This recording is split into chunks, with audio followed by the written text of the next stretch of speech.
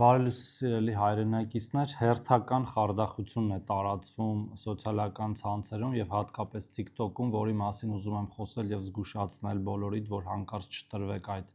խարդախությանը եւ դրամաշորթությանը եւ նաեւ տարածենք բոլորին, որ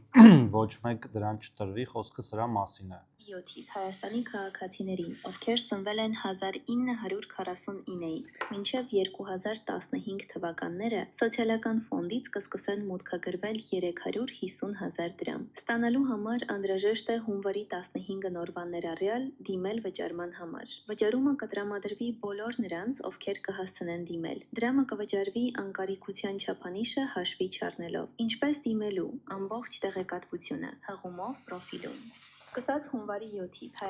Ուրեմն այդ պրոֆիլում